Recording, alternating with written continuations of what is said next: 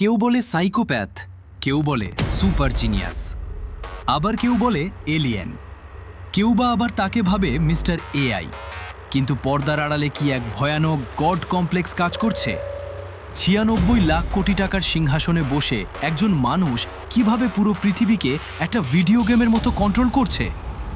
Epstein file থেকে নিউরালিঙ্কের laboratory, সভ্যতার মুখোশ পরা এই বিলিয়নিয়াররা আসলে কতটা ভয়ঙ্কর? ইলন মাস্ক নামটা শুনলে মনে হয় একজন উদ্ভাবক, কিন্তু ডার্ক সাইকোলজি ভাষায় সে কি একজন প্যারানয়েড ডিকটেটর? ইলন মাস্কের সম্পদের পরিমাণ $৮০০ বিলিয়ন বেশি, যা প্রায় ৯৬ লাখ কোটি টাকার সমান। একবার ভাবুন, এই টাকা যদি বাংলাদেশের প্রতিটি মানুষের মধ্যে ভাগ করে দেওয়া হতো, তবে প্রতিজন পেত ৫ থেকে ৬ লাখ টাকা। পুরো দেশ রাতারাতি লাখপতি। মাস্ক যদি প্রতিদিন ১ কোটি টাকা করেও খরচ করেন, তবে এই ৯৬ লাখ কোটি টাকা শেষ হতে সময় লাগবে ২৬,০০০ বছরেরও বেশি। কিন্তু প্রশ্ন হল, এত সম্পদ কি তাকে সুখী করতে পেরেছে? না, পারেনি। কারণ সুখের হরমোন ডোপামিন আমাদের সম্পদ থেকে নয়। এই হরমোন জন্ম নেয় প্রেডিকশন এরর বা হিসাবের গরমিল থেকে। মনে করুন, পকেটে মাত্র ৫০ টাকা নিয়ে আপনি হাঁটছেন। হঠাৎ মাটির দিকে তাকিয়ে দেখলেন একটি দুমড়ানো মুচড়ানো ১,০০০ টাকার নোট পড়ে আছে। ঠিক ওই মুহূর্তে আপনার মস্তিষ্কে ডোপামিনের যে বিস্ফোরণ ঘটবে, তা আপনাকে চরম সুখী করবে। কেন? কারণ আপনার ব্রেইন প্রেডিক্ট করেছিল পকেটে ৫০ টাকাই থাকবে, কিন্তু পেল ১,০৫০ টাকা। এই পজিটিভ সারপ্রাইজই হল সুখের চাবিকাঠি। এখন ইলন মাস্কের কথা ভাবুন। তিনি যদি ৫০ লাখ টাকার ডিনার করেন, তার মস্তিষ্কে এক ফোঁটা ডোপামিনও নিঃসরণ হবে না। কারণ তার কাছে কোনো সারপ্রাইজ নেই কোনো অনিশ্চয়তা। তার জীবনের প্রতিটি প্রাপ্তি মস্তিষ্কের কাছে আগে থেকেই প্রেডিক্টেড বা পূর্বনির্ধারিত। ১৯৭৪ সালে অর্থনীতিবিদ রিচার্ড ইস্টারলিন গবেষণায় দেখান, মৌলিক চাহিদা মিটে যাওয়ার পর অঢেল টাকা মানুষের সুখে আর কোনো প্রভাব ফেলে না। গত ৫০ বছরে আমেরিকার জিডিপি কয়েক গুণ বাড়লেও মানুষের সুখের মাত্রা এক বিন্দুও বাড়েনি, বরং বেড়েছে মানসিক রোগ। প্রযুক্তিতে শীর্ষে থাকা দক্ষিণ কোরিয়া আজ আত্মহত্যার হারেও শীর্ষে। জাপানে প্রতি বছর হাজার হাজার মানুষ মরছে কারোশি বা অতিরিক্ত কাজের চাপে। সেখানে জন্ম নিচ্ছে হিকিকোমরি, এক বিচ্ছিন্ন প্রজন্ম। আসলে টাকা মানুষকে সুখী করে না, মানুষকে সুখী করে তার প্রেডিকশনের ভুল। আজ থেকে ২ লাখ বছর পূর্বে একজন হোমো ইরেক্টাস সুন্দরী কোনো নারীকে পেলে যে ডোপামিন নিঃসরণ হতো, আজ আপনি নোবেল প্রাইজ পেলেও একই ডোপামিন নিঃসরণ হয়।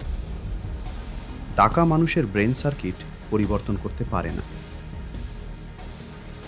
এখন প্রশ্ন, বিল গেটস বা ইলন মাস্কের মতো বিলিয়নিয়ারদের মস্তিষ্কে এই পৃথিবীটা দেখতে কেমন? বিস্ময়কর হলেও সত্য, তারা আমাদের রক্তমাংসের মানুষ হিসেবে নয়, বরং দেখেন একটি ভিডিও গেম হিসেবে। মনে করুন, ইলন মাস্কের কাছে এই পৃথিবীটা একটা বিশাল ভিডিও গেম, আর আমরা সাধারণ মানুষরা সেই গেমের কেবল এনপিসি বা নন প্লেয়ার ক্যারেক্টার। তিনি গেমের লেভেল পার করার জন্য যে কোনো রিসোর্স বা মানুষকে ব্যবহার করতে দ্বিধা করেন না, কারণ তার ফোকাস কেবল গেম জেতার দিকে, গেমের ভেতরের চরিত্রগুলোর আবেগের দিকে নয়। স্পেস এক্স বা টেসলার কর্মীরা সপ্তাহে ১০০ ঘন্টা কাজ করতে বাধ্য হন। যারা পারেন না, তাদের তিনি নির্দ্বিধায় ছাঁটাই করেন। টুইটার কেনার পর রাতারাতি হাজার হাজার কর্মীকে মেল পাঠিয়ে ছাঁটাই করা প্রমাণ করে যে ব্যক্তির আবেগ বা পরিবারের চেয়ে তার কাছে কোম্পানির ইফিসিয়েন্সি অনেক বড়। তার কাছে মানুষ হলো একটি ডিসপোজেবল ব্যাটারি, চার্জ শেষ হলে ফেলে দাও। তিনি মঙ্গল গ্রহে মানুষ পাঠাতে চান, যদিও জানেন প্রথম যারা যাবে তাদের মৃত্যু প্রায় নিশ্চিত। তার কাছে বৃহত্তর স্বার্থে কিছু মানুষের জীবন উৎসর্গ করা কোনো ব্যাপারই না। অনেকটা সেই যুদ্ধের সেনাপতির মতো, যিনি জয় নিশ্চিত করতে নিজের সৈন্যদের মৃত্যুর মুখে ঠেলে দিতে একটুও কাঁপেন না। নিউরালিঙ্ক পরীক্ষার সময় অসংখ্য পশু পাখির মৃত্যু হয়েছে বলে অভিযোগ আছে, যা তিনি খুব একটা গায়ে মাখেননি। এমনকি বিতর্কিত এপস্টেইন ফাইলেও তার নাম পাওয়া যায়, যা তিনি পরবর্তীতে অস্বীকার করেন। জয়ই যার একমাত্র লক্ষ্য, সেখানে নৈতিকতা কি কেবল একটি শব্দমাত্র? আপনি কি এখনো ভাবছেন আপনি এই গেমের একজন স্বাধীন মানুষ, নাকি কারো লেভেল পার করার একটি ছোট ঘুঁটি? ইলন মাস্কের মস্তিষ্কে পুরো পৃথিবী প্রেডিক্টেড। যখন সাধারণ কেনাকাটা বা বিলাসিতা অর্থহীন হয়ে পড়ে, তখন মস্তিষ্ক আরও বড় এবং ঝুঁকিপূর্ণ হাই খোঁজে। মঙ্গল গ্রহে শহর বানানো বা মানুষের মস্তিষ্কে চিপ বসানোর মতো প্রজেক্টগুলো আসলে এই চরম ডোপামিনের চাহিদারই বহিঃপ্রকাশ। নিউরোলিঙ্কের উদ্দেশ্য মানুষের ট্রিটমেন্ট নয়, মাস্কের গোপন লক্ষ্য হল মানুষের মস্তিষ্ককে এআই এর সাথে জুড়ে দেওয়া। অর্থাৎ আপনার চিন্তা ভাবনাও তখন আর আপনার ব্যক্তিগত থাকবে না, তা হবে ক্লাউড স্টোরেজে জমা হওয়া একটি ডেটা। ইলন মাস্ক হবেন ডার্ক ওয়েবের ঈশ্বর। ইলন মাস্ক সাধারণ সুখে তৃপ্ত হতে পারেন না। তাকে সুখী হতে হলে এমন কিছু করতে হয় যা তার মস্তিষ্ক প্রেডিক্ট করতে পারছে না, যেমন মঙ্গল গ্রহে রকেট পাঠানো। সেখানে প্রতিবার রকেট ল্যান্ড করার সময় যে অনিশ্চয়তা, সেই অনিশ্চয়তাই একমাত্র তার মস্তিষ্কে ডোপামিন ফিরিয়ে আনে। ইলন মাস্ক আসলে হিউব্রিস বা গড কমপ্লেক্সে আক্রান্ত। মনোবিজ্ঞানে হিউব্রিস বলতে বোঝায় চরম আত্ম অহংকার। যখন কেউ দেখে সে একাই একটি দেশের কয়েক দশকের বাজেটের সমান সম্পদের মালিক, তখন তার মধ্যে গড কমপ্লেক্স তৈরি হতে পারে। সে মনে করতে শুরু করে সাধারণ সামাজিক বা আইনি নিয়ম তার জন্য নয়। ইলন মাস্ক মনে করেন মানবজাতি ধ্বংসের মুখে এবং তিনিই একমাত্র ত্রাণকর্তা।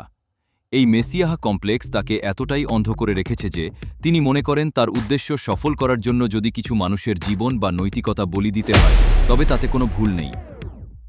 গবেষণায় দেখা গেছে, সম্পদ যত বাড়ে, মানুষের অন্যের প্রতি সমবেদনা জানানোর ক্ষমতা তত কমতে থাকে। একে বলা হয় রিচ ব্রেইন সিনড্রোম।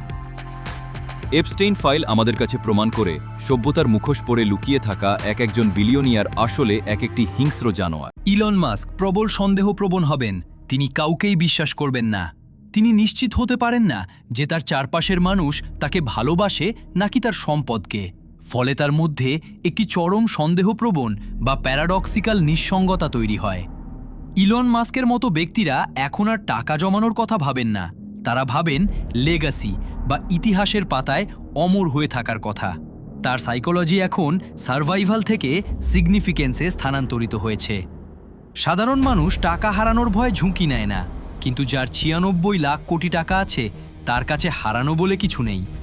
তিনি ম্যাগালোম্যানিয়ায় আক্রান্ত হবেন। ম্যাগালোম্যানিয়া হলো এমন একটি মানসিক অবস্থা যেখানে ব্যক্তি নিজেকে অপরাজেয় এবং সর্বশক্তিমান মনে করে। মাস্কের মঙ্গল গ্রহ জয় বা মানব মস্তিষ্কে চিপ বসানোর লক্ষ্য কেবল বিজ্ঞান নয়, বরং ইতিহাসের পাতায় নিজেকে দেবতুল্য বা মানব জাতির রক্ষকর্তা হিসেবে প্রতিষ্ঠিত করার একটি সুপ্ত বাসনা। তিনি মনে করেন পৃথিবীর প্রচলিত আইন বা সরকার তার ভিশনের সামনে তুচ্ছ। আমরা ছোটবেলা থেকে জানি জন্মিলে মরিতে হবে, কিন্তু সিলিকন ভ্যালির ডার্ক সাইকোলজি বলছে মৃত্যু এখন কেবল একটি টেকনিক্যাল গ্লিচ বা সফটওয়্যার ব্যাগ। মাস্কের নিউরালিঙ্ক বা বেজোসের অ্যান্টি এজিং প্রজেক্টের আসল উদ্দেশ্য হল মানুষের চেতনাকে ক্লাউডে আপলোড করা। অর্থাৎ আগামী ১০০ বছর পর এই পৃথিবী হবে ডিজিটাল অমর, ধনকুবেরদের জগৎ, আর সাধারণ মানুষরা মাটির নিচে পচে যাবে, কারণ তাদের সেই সাবস্ক্রিপশন কেনার টাকা থাকবে না। মনোবিজ্ঞানে নার্সিসিজম, ম্যাকিয়াভেলিয়ানিজম এবং সাইকোপ্যাথি, এই তিনটিকে একত্রে ডার্ক ট্রায়াড বলা হয়। বিজ্ঞানীদের ধারণা বিলিয়নিয়ারদের মস্তিষ্ক ডার্ক ট্রায়াড ইকুয়েশন মেনে চলে। ইলন মাস্ক নিজেই স্যাটারডে নাইট লাইভ অনুষ্ঠানে স্বীকার করেছেন যে তার অ্যাসপারজার সিনড্রোম আছে। এই কন্ডিশনে থাকা মানুষের মস্তিষ্ক লজিক এবং প্যাটার্ন বুঝতে যতটা দক্ষ, মানুষের সূক্ষ্ম আবেগ বা সোশ্যাল কিউ বুঝতে ততটাই কাঁচা। তারা অনেক সময় বুঝতে পারেন না যে তাদের কথা অন্যকে কষ্ট দিচ্ছে। তাদের কাছে আবেগ একটি অপ্রাসঙ্গিক ডেটার মতো।